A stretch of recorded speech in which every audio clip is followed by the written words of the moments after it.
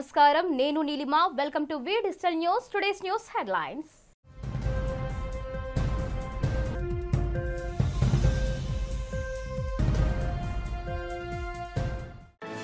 ఆంధ్రప్రదేశ్ అసెంబ్లీలో 7వ రోజు కూడా కొనసాగిన ప్రశ్నోత్తరాల కార్యక్రమం తెలుగు రాష్ట్రాల మధ్య ఉద్యోగుల బదిలీల కసరత్తుపై సమాధానం చెప్పిన ఆర్థిక మంత్రి పయ్యావుల కేశవ్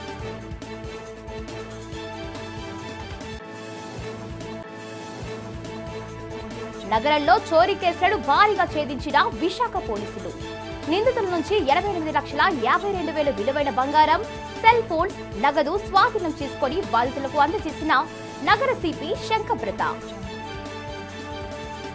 వైసీపీ పాలనలో చంద్రబాబు పవన్ కళ్యాణ్లపై అనుచిత వ్యాఖ్యలు చేసిన మాజీ మంత్రులపై టూటౌన్లో ఫిర్యాదు చేసిన టీడీపీ నేత వీల్లూరి చక్రవర్తి అంబటి రాంబాబు రోజా కొడాలి నాని అరెస్ట్ చేయాలని డిమాండ్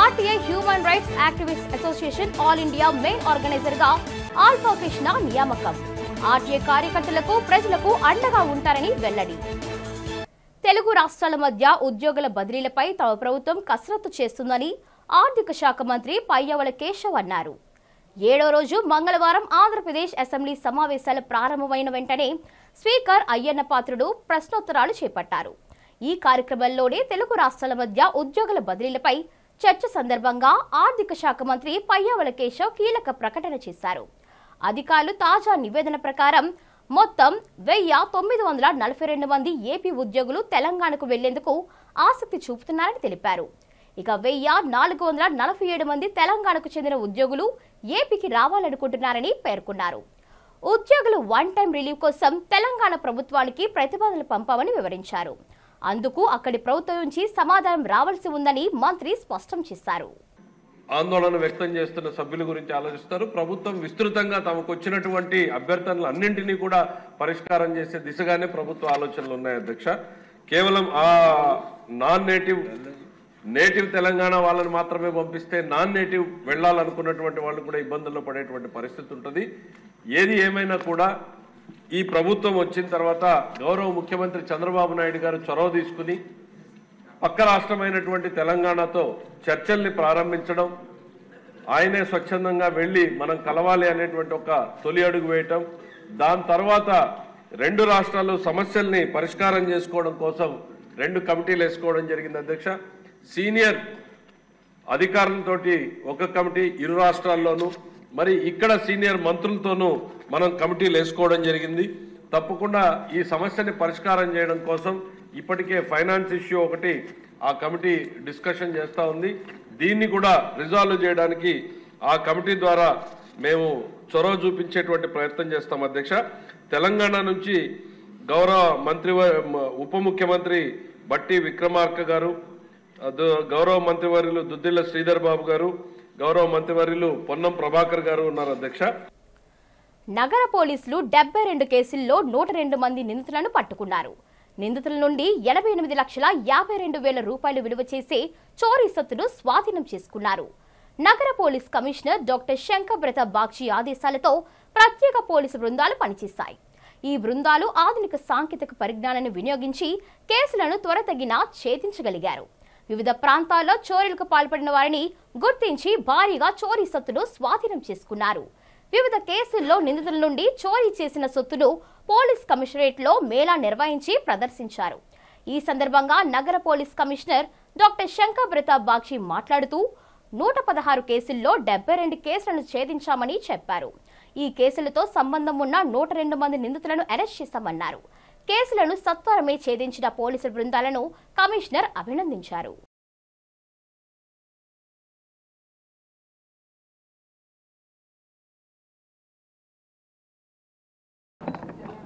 అక్టోబర్ నెల సంబంధించిన రికవరీ మేళా ఏర్పాటు చేయడం జరిగింది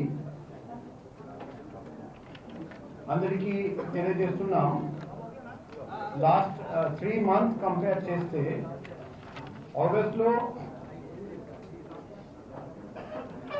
property recovered stolen property recovered విలువ వచ్చేసి 60,62,600 రూపాయలు సెప్టెంబర్లో రికవర్ చేసిన స్టోలెన్ ప్రాపర్టీ విలువ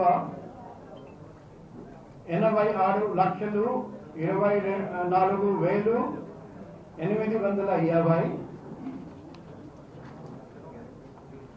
అక్టోబర్ నెలలో ఇంకా పెరిగింది.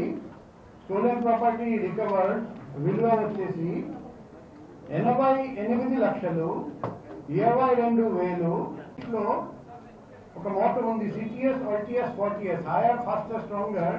మన క్రైమ్ వింగ్, మన డీసీబీ క్రైమ్ మేడం అధీనంలో ప్రతి నెల లాస్ట్ మంత్ కంటే బెటర్ పర్ఫార్మెన్స్ చూపిస్తున్నారండి. సో సభాముఖంగా నేను DCB crime, ADCB crime, ACB crime, CI, SI crime and all crime సిబ్బందికి హృదయపూర్వక అభినందనలు తెలియజేస్తున్నా. మంచి పని చేసిన అందరికీ మేము రాబోయే క్రైమ్ మీటింగ్ రోజు రివార్డ్ ఇస్తాము. సో ప్రాపర్టీ రికవర్ చూస్తే 72 అంటే 72 కేసెస్లో 102 అఫెండర్స్ని పట్టుకొని టోటల్ 742.97 గ్రామ్ బంగారము, 326.48 గ్రాములు వెండి, క్యాష్ 2,88,370, 20 మోటార్ సైకిల్, 3 ఆటోలు, 1 ట్యాంకర్ లారీ, మొబైల్ ఫోన్ 298, ఒక ల్యాప్టాప్, 8 బ్యాటరీలు, ఇవన్నీ రికవరీ చేయడం జరిగింది. సో ఇప్పుడు 1 by 1 మేము సింహాచలం శ్రీ వరాహలక్ష్మి నరసింహస్వామి వారిని మంగళవారం ఉదయం government of Karnataka principal secretary Venkaiah, AIS ఇతర అధికారులు కంబుల్ కృష్ణమరాజు మహాదేవ్ దర్శించుకున్నారు. వీరికి ఆలయ సహాయ కార్యనిర్వహణాధికారి ఎన్ ఆనంద్ కుమార్, పర్యవేక్షణ అధికారి విక్రమ్ త్రిమూర్తులు, పిఆర్ఓ నాయుడు స్వాగతం పలికి ముందుగా కప్ప స్తంభం ఆలింగనం, తదుపరి బేడా మండపం ప్రదర్శన అనంతరం స్వామివారి అంతరాయ దర్శనం, తదుపరి వేద పండితులచే వేద ఆశీర్వచనము ఇచ్చి స్వామివారి ప్రసాదాలను అందజేశారు.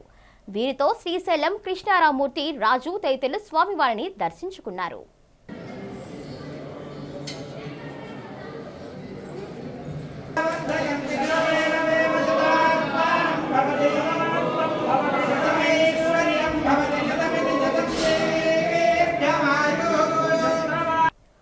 ముఖ్యమంత్రి చంద్రబాబు నాయుడు, ఉప ముఖ్యమంత్రి పవన్ కళ్యాణ్, మంత్రి లోకేష్ లను వైసీపీ పాలనలో అప్పటి మంత్రులు అంబటి రాంబాబు, కొడాలి నాని, రోజాలు సంస్కారహీనంగా పత్రికల్లో రాయలేని విధంగా బూతులను దుర్భాషలాడారని తెలుగుదేశం విశాఖపట్నం పార్లమెంట్ ఉపాధ్యక్షుడు విల్లూరి డాక్టర్ చక్రవర్తి, జీవీఎంసీ 33వ ward cluster incharge Villuri Tirumala Devi మండిపడ్డారు.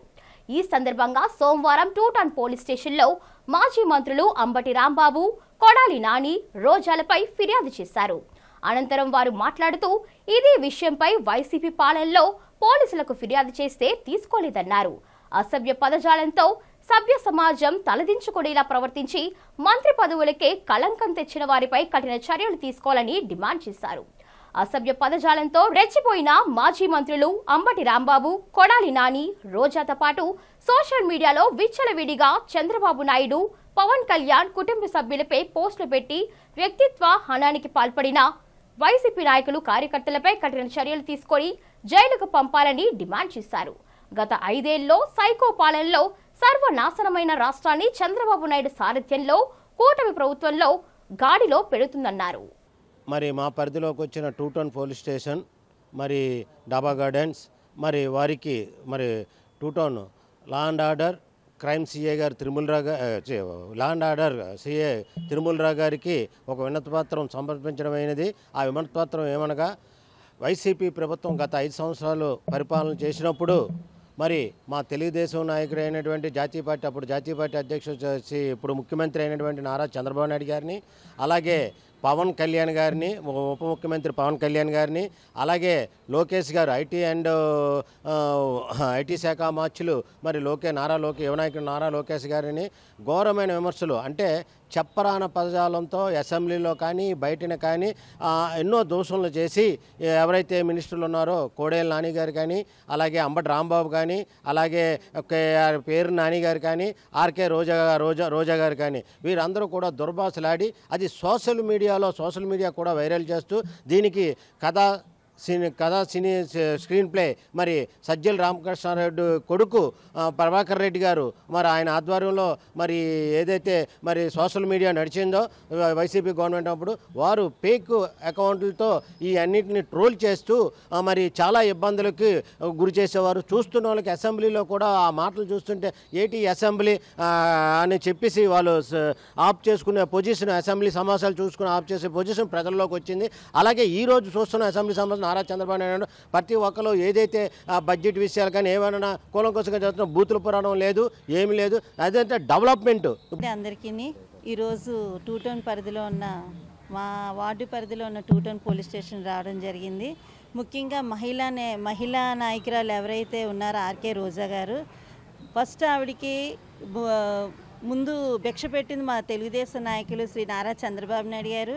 ఆయన భిక్ష పెట్టి అక్కడ ఎమ్మెల్యేగా పోతే అందరూ కూడా ఐరన్ లెగ్ అనేసి వస్తే వైసీపీ ప్రభుత్వంలోకి వచ్చింది. ఎవరినైతే ఎక్కువ బూతులు తిడుతూ ఉంటారో వాళ్ళకి మంచి మినిస్టర్లు వస్తారని చెప్పేసి మా నారా లోకేష్ గారిని, అలాగే చంద్రబాబు నాయుడు గారిని, మిగతా మంత్రులు ఎవరైతే ఉన్నారో వాళ్ళందరినీ, పవన్ కళ్యాణ్ గారిని, వాళ్ళందరినీ కూడా ఏంటి చండాలమైన మాటలు ఆడవాళ్ళు చెప్పుకోవాలి, అది ఆమె ఆడావిడైనా ఆడవాళ్ళు చెప్పలేని మాటలు, అసభ్యకరమైన మాటలు, అసభ్యమైన పదజాలాలతోటి మాట్లాడడం, అది ఈరోజు అసెంబ్లీ చూడటానికి ఫ్యామిలీ అంతా చూడడానికి ఎంత ఇష్టపడుతున్నాం. ఈ గత 5 సంవత్సరాల్లో అసెంబ్లీ చూడటానికి చాలా ఇబ్బంది పడుతున్నాం. కారణం ఏంటంటే ఆ అసభ్యమైన పదజాలాలు ఏవైతే ఉన్నాయో జగన్మోహన్ రెడ్డి గారు ఒక పథకం ఇచ్చారు, వాళ్ళకి జనాలకి ఇవ్వటం లేదు పథకాలు ఇచ్చినవి. ప్రపంచ మత్స్యకాల దినోత్సవాన్ని ఈ ఏడాది కూడా అత్యంత వైభవంగా నిర్వహించినట్లు ఆంధ్రప్రదేశ్ మత్స్యకాల అభివృద్ధి సంక్షేమ సేవా సంఘం అధ్యక్షులు అల్లిపిల్లి ఎల్లాజీ తెలిపారు. ఆర్కే బీచ్ రోడ్లో మీడియాతో మాట్లాడారు. ఈ నెల 20-21వ తేదీల్లో 2 రోజుల పాటు దినోత్సవం నిర్వహిస్తున్నామని తెలిపారు. 20న ఉదయం 10 గంటల నుండి సాయంత్రం వరకు సాంస్కృతిక కార్యక్రమాలు ఉంటాయన్నారు.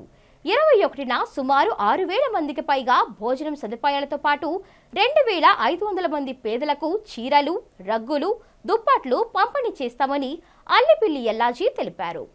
ఆర్కే బీచ్ రోడ్లో జరిగే ఈ కార్యక్రమంలో నగర మేయర్ హరి వెంకట కుమారి, మాజీ ఎమ్మెల్యే వాసుపల్లి గణేష్ కుమార్, వైసీపీ జిల్లా అధ్యక్షులు గురువులు, వైసీపీ నేతలు చింతపల్లి పోతురాజు, భీమిలి ఎంపీపీ దంతులూరి వాసురాజు హాజరవుతారని చెప్పారు. మత్స్యకారులు ఎదుర్కొంటున్న సమస్యల పరిష్కారానికి రాష్ట్ర ప్రభుత్వం చొరవ చూపాలని డిమాండ్ చేశారు. మత్స్యకారులకు ఇచ్చే డీజిల్ పై సబ్సిడీ, మత్స్యకార భరోసాను పెంచాలని అన్నారు. మమ్మల్ని మేము బీసీఏలో ఉన్నాము, మరి మా నిధులంటూ మరి వేరే బీసీఏలో ఉన్నటువంటి వాళ్ళు కొట్టుకెళ్ళిపోతున్నారు కనుక మరి మాకు మత్స్యకారులకి మరి రాజశేఖర రెడ్డి గారు బతుకుండేటప్పుడు మమ్మల్ని తప్పనిసరిగా ఎస్టీ జాబితాలో చేరుస్తామని మాట ఇచ్చారు. మరి ఆయన మరణించిన తర్వాత మరి మాకు మా ఇష్యూ పట్టించుకున్న నాయకుడే ఇప్పుడు మాకు కరువయ్యారు. మమ్మల్ని ఎన్ని చేసినా ఏదో తూత్తు మంత్రాలకే మరి ఇప్పుడు ఈ కెమికల్ కంపెనీలు ఈ సీ బెల్ట్లో కట్టి పెద్ద పెద్ద స్టార్ హోటల్ కట్టి మరి ఈ మందుల కంపెనీల వల్ల అయితే మాత్రం మా సముద్రం కాలుష్యం అయిపోయి మాకు జీవనోపాధి లేకుండా మరి మత్స్యకారులు రోడ్డు పడే పరిస్థితి ఉంది. మరి ఇటువంటి సమయంలో మరి ఒక రైతుకి కానీ 1 ఎకరం 2 ఎకరాల్లో తుఫాను వచ్చి ముంచిస్తే ప్రభుత్వం ఆదుకొని ఆ నష్టపరిహారం ఇస్తున్నారు. మరి మా సముద్రం దెబ్బతింటుంది, మాకు ఎవరు కూడా 1 రూపాయి ఇచ్చే పరిస్థితిలో లేరు. తూతూ మంత్రాలు ఏ మత్స్యకార భరోసా ఏదో చనిపోతే 1,00,000 2 లక్షలు ఇచ్చి దులుపుకోవడము ఇవే చేస్తున్నారు. కానీ మాకు పర్మనెంట్గా పరిష్కారం ఇంతవరకు మాకు చెయ్యట్లేదు. మమ్మల్ని పర్మనెంట్గా పరిష్కారం చెయ్యాలంటే మమ్మల్ని ఎస్టీ జాబితాలోని చేరిస్తేనే తప్ప మాకు మత్స్యకారులకి సరైనటువంటి పరిష్కారం దొరకదని మీ సందర్భంగా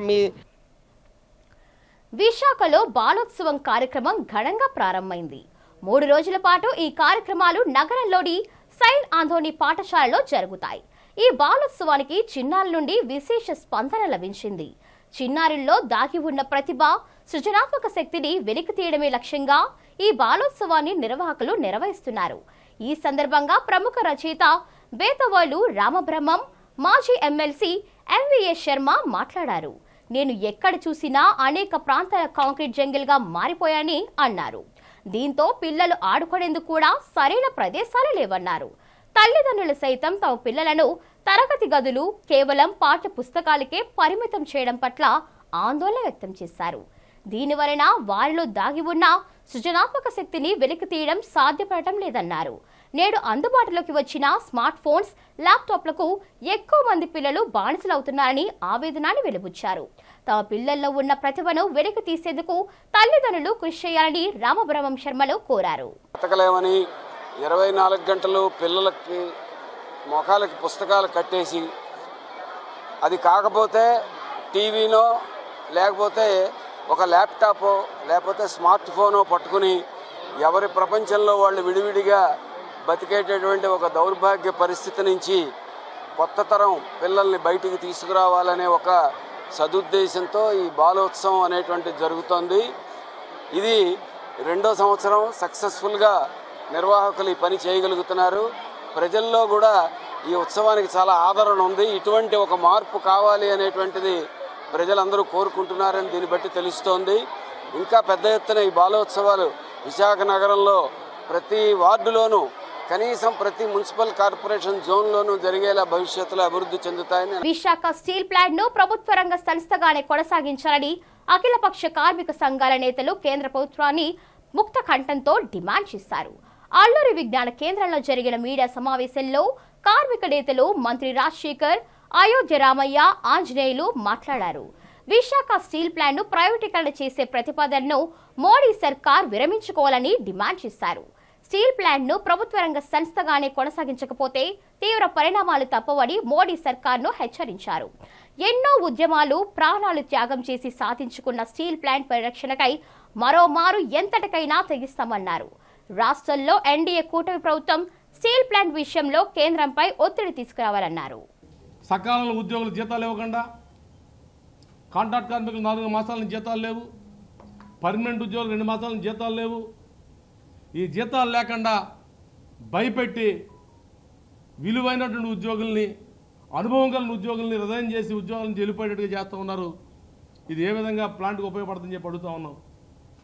సమర్థవంతమైన మేనేజ్మెంట్ ఉండాలని ముఖ్యమంత్రి గారు చెప్తా ఉన్నారు. దాన్ని మేము ఆహ్వానిస్తూ ఉన్నాం. కాబట్టి స్టీల్ ప్లాంట్కి ఇమీడియట్ కావాలంటే, ఉత్పత్తికి కావాలంటే ఆర్థిక సాయం చేయాలని చెప్పి అడుగుతూ ఉన్నాం. ఎందువల్లంటే ఆర్థిక సాయం కూడా చేయక్కర్లేదు. కేబినెట్ ఏదైతే నీతి ఆయోగ్ నుంచి దాన్ని పూర్తిగా మేము రద్దు చేస్తున్నాం, కేబినెట్ నిర్ణయాన్ని 100% అనే ప్రకటన చేయకుండా, రెండో పక్క విశాఖపట్నం స్టీల్ ప్లాంట్ని 7.3 మిలియన్ టన్స్ కంపెనీని కుదించే పద్ధతిలోని గవర్నమెంట్ చేస్తున్న నిర్ణయాలు కేంద్ర కార్యదర్శులు, ఇక్కడ ఉన్నటువంటి చైర్మన్లు అందరూ కలిపి విశాఖ ఉక్కుని పూర్తిగా నడుపుతామని చెప్తున్నారు, రీఇన్వెస్ట్మెంట్ పెడతామని చెప్తున్నారు. చెప్తుండి ఇవాళ విశాఖపట్నం స్టీల్ ప్లాంట్కి ఉన్నటువంటి ప్రిపరేషన్ అంటే 7.3 మిలియన్ టన్స్కి సరైనటువంటి ఉత్పత్తి తీయడానికి కావాల్సినటువంటిది గత 4-5 సంవత్సరాల నుంచి పూర్తిగా ఏదైతే పవర్ ప్లాంట్ ఉందో దానికి మొత్తం క్యాపిటల్ రిపేర్ చేయడానికి కానీ, షెడ్యూల్ మెయింటెనెన్స్ కానీ, స్పేర్ పార్ట్స్ కానీ ఏమీ లేవు అన్నమాట. తక్కువ సిబ్బందితో ఎక్కువ ఉత్పాదన చేసి లాభాలు ఆర్జించింది కంపెనీ.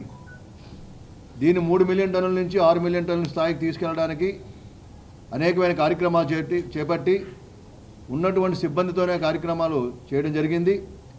దాని ఎక్స్పాన్షన్కి 1 పైసా ఇవ్వకపోయినా కంపెనీ ఆర్జించినటువంటి 7,000 కోట్ల రూపాయలను వెచ్చించి 17,000 కోట్ల రూపాయల దగ్గర బ్యాంకుల నుంచి రుణం తీసుకొచ్చి కర్మాగారాన్ని ముందుకు తీసుకెళ్లడం జరిగింది. నగరానికి చెందిన alpha Krishna RTI human rights activist association కు ఆల్ ఇండియా మెయిన్ ఆర్గనైజర్ గా నియమితులయ్యారు. ఈ సందర్భంగా విజయ్ ప్రెస్ క్లబ్ లో ఏర్పాటు చేసిన మీడియా సమావేశంలో పాల్గొని ఆయన మాట్లాడారు. తనను ఈ పదవిలో నియమించిన ఆ సంస్థ వ్యవస్థాపక చైర్మన్ కామేష్ గాడికి కృతజ్ఞతలు తెలిపారు.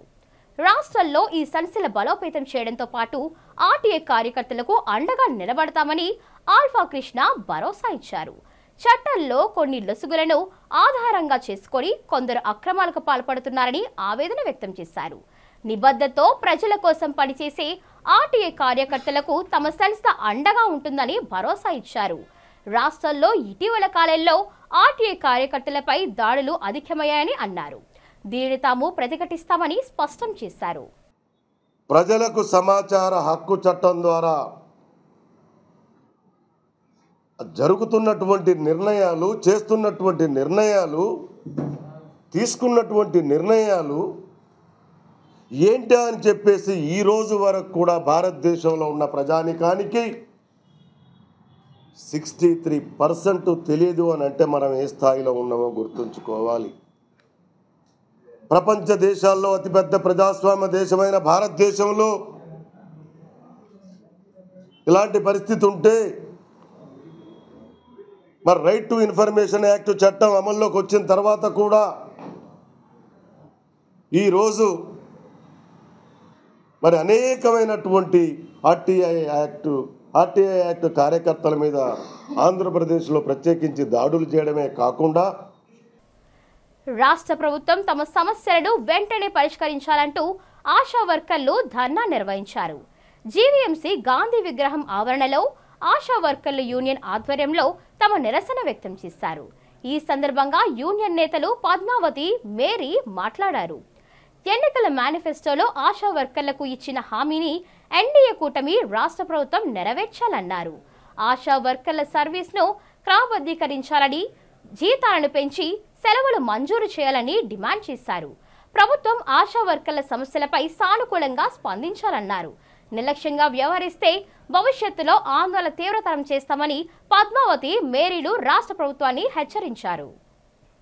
మేము ఈరోజు పెద్ద ఎత్తున ప్రతి కలెక్టరేట్ల దగ్గర చేయడం జరుగుతుంది. రాష్ట్ర వ్యాప్తంగానే మా ప్రధానమైన డిమాండు గత ప్రభుత్వంలో ఇచ్చిన హామీల్ని నెరవేర్చాలని చెప్పేసి అడిగాము. మంత్రుల్ని, ఎమ్మెల్యేలని కలిసినప్పుడు నెరవేరుస్తామని చెప్పారు.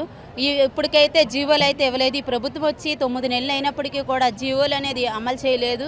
అలాగే ఈ ప్రభుత్వం, మన కూటమి ప్రభుత్వం అనేది ఎలక్షన్ మేనిఫెస్టోలో ఆశా వర్కర్లకి కనీస వేతనం అమలు చేస్తామని చెప్పేసి అన్నారు.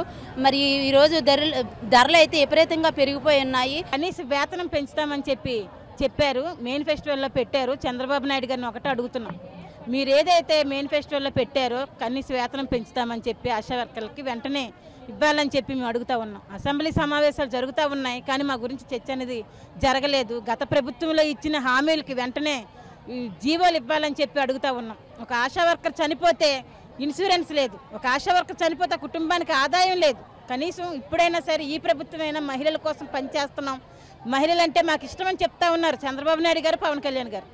మీకు మహిళలంటే అంత ఇష్టం ఉంటే మాకు కనీస వేతనం పెంచండి, ధరలైనా తగ్గించండి. ఎన్జీఆర్ పురం బిట్ 1లో నివాసం ఉంటున్న వారు తమ సమస్యలను పరిష్కరించండి అంటూ కలెక్టర్కు వినతి పత్రం అందజేశారు. కలెక్టరేట్లో తాము ఎదుర్కొంటున్న సమస్యలను లిఖితపూర్వకంగా కలెక్టర్కు అందజేశారు. ఆరిలోవులో ఉన్న 500 మందికి ఎన్జీఆర్ పురంలో ప్రభుత్వ స్థలాలు కేటాయించిందని ఎన్జీఆర్ పురం కాలనీ వాసులు సంఘనేత నూకరాజు తెలిపారు.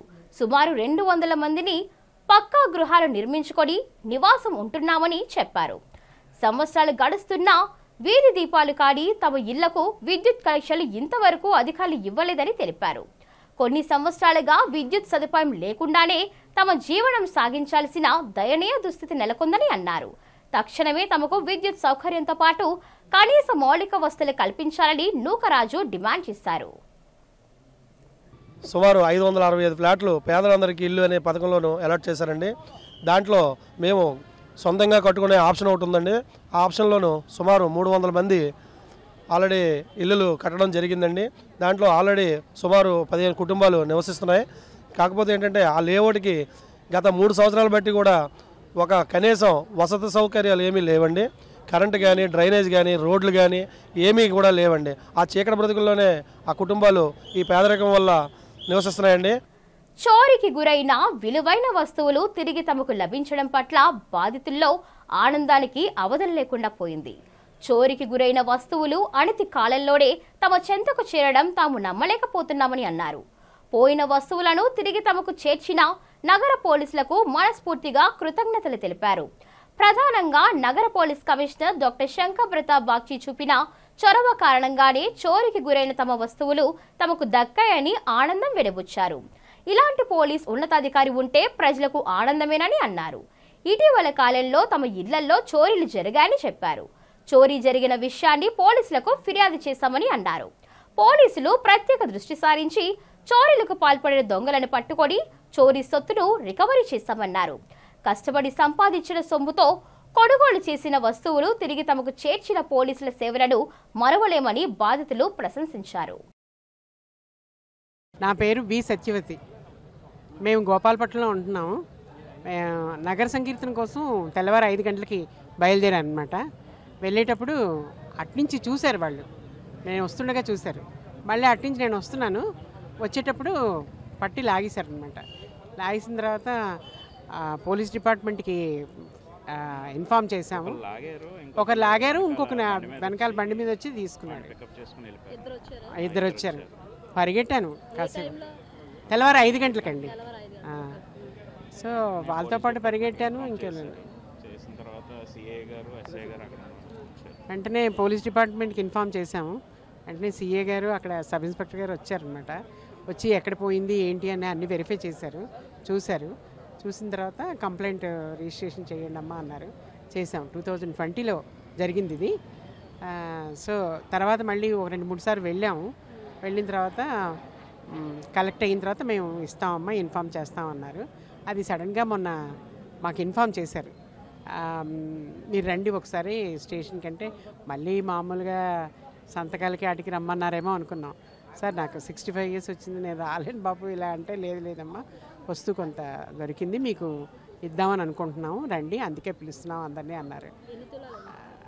నాది పోయింది తులవన్నారండి. నాకు 10.5 అలా వచ్చింది. సో ఏంటంటే పోలీస్ బృందానికి అందరికీ కూడా ధన్యవాదాలు చెప్పుకోవాలి. శనగం అమ్మాజీ, ఆనందపురం మండలం, సొంటం పంచాయతీ, నీలకొండల సెంటర్ అది. అయితే 5 సంవత్సరాల కిందటే, 5 సంవత్సరాలు అయిపోద్ది, ఇప్పుడు 4 పూర్తయిపోయి 5 వచ్చింది. మేము మాల్లో ఉండరు, మా ఆయనని కిందకి వచ్చి మీద పడుకున్నాం. తాళం తీసేసి, మాది గడి కాదు, బయట కప్పలు అవి కావు, తాళం కప్ప వేసేసి పడుకున్నప్పుడు దొంగడు తలుపు తీసి పట్టమని తెంపుకొని పారిపోండి అంతే. 2 తొలాలను పోలీసులు వచ్చిన తర్వాత అన్నీ చూసుకొని మీరు రేపు స్టేషన్కి రండి అని చెప్పారు. స్టేషన్కి వెళ్ళాం. సీఏ గారు పిలిచారు. పిలిస్తే ఏటమ్మా అంటే ఇలాగెలాగండి మాకు ఇలా జరిగింది తెల్లారి 4 గంటలకి. మరి మాకైతే ఏటి లేదు, అదే మా అమ్మ ఇచ్చిందండి అసలు నిజంగా. మాకైతే బంగారం అది, నేను బాగా పేదవారమే. 19వ తారీఖుని కమిషన్ ఆఫీస్కి రండి అని చెప్పారు. చెప్తే ఈరోజు ఇక్కడికి వచ్చాం. కానీ బంగారం దొరికిందని గొప్పగా సంతోషించిన. 2 తొలాలు ఎలా సంతోషంగా సీఏ గారికి, సిసి గారికి, పోలీస్ స్టాఫ్లు, ఎస్సీ గారికి, కానిస్టేబుల్కి అందరికీ నా ధన్యవాదాలు. ఆ బంగారం దొరికినందుకు నాకు అంత సంతోషంగా ఉంది. 108లో పనిచేస్తున్న ఉద్యోగుల జీతాలను పెంచాలని 108 వర్కర్స్ యూనియన్ నేత సత్యనారాయణ రాష్ట్ర ప్రభుత్వాన్ని డిమాండ్ చేశారు. యూనియన్ ఆధ్వర్యంలో ఉద్యోగుల జీవీఎంసీ గాంధీ విగ్రహం వద్ద ధర్నా నిర్వహించారు. ఈ ధర్నాను ఉద్దేశించి యూనియన్ నేత సత్యనారాయణ మాట్లాడుతూ ప్రభుత్వమే తమకు జీతాలు చెల్లించాలన్నారు. ప్రస్తుతం తమకు ప్రైవేట్ సంస్థ జీతాలు చెల్లిస్తుందని చెప్పారు. సంవత్సరాలు గడుస్తున్నా తమ జీతాలలో ఏమాత్రం మార్పు లేదని ఆవేదనని వ్యక్తం చేశారు. తమ జీతాలు పెంచడంతో పాటు ప్రభుత్వమే తమకు చెల్లించాలని డిమాండ్ చేశారు. ప్రభుత్వం తమ సమస్యల పట్ల సానుకూలంగా స్పందిస్తుందని సత్యనారాయణ ఆశాభావాన్ని వ్యక్తం చేశారు. గత 19 సంవత్సరాలుగా మేము చాలా ఇబ్బందులు ఎదుర్కొంటున్నాము. ప్రజల శ్రేయోభిలాషిగా ఇబ్బందులన్నీ దిగమింగుకొని మేము ఈ సర్వీసుల్లో పనిచేస్తున్నాము. మా ప్రధానమైన డిమాండ్లు 8 గంటల పని విధానాన్ని అమలు చేయాలి, సమానమైన పనికి సమానమైన వేతనం కూడా అమలు చేయాలి, ప్రభుత్వ నియామకాల్లో మా ఉద్యోగస్తులకి వెయిటేజ్ మార్కులు ఇవ్వాలి, జీవో నెంబర్ 49 కూడా అమలు చేసి ప్రతి ఉద్యోగికి కూడా 4,000 రూపాయల శాలరీ పెంచాలని కూడా ప్రభుత్వాన్ని కోరుతున్నాము. వార్తలు ముగించే ముందు హెడ్లైన్స్ మరోసారి.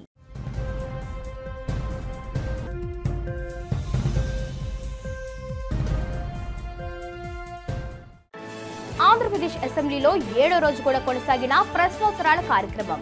తెలుగు రాష్ట్రాల మధ్య ఉద్యోగుల బదిలీల కసరత్తుపై సమాధానం చెప్పిన ఆర్థిక మంత్రి Payyavula Keshav.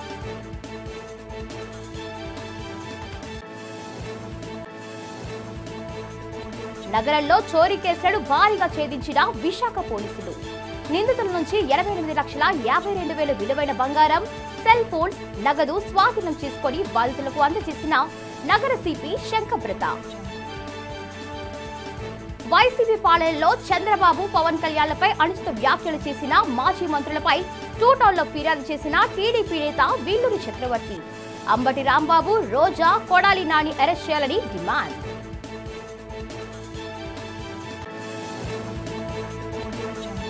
RTI human rights activist association all India main organiser గా ఆల్ఫా కృష్ణ నియామకం. ఆర్టీఐ కార్యకర్తలకు, ప్రజలకు అండగా ఉంటారని వెల్లడి. ఇది ఇప్పటి వరకు ఉన్న అప్డేట్స్. మరిన్ని అప్డేట్స్ కోసం చూస్తూనే ఉండండి వి డిజిటల్ న్యూస్.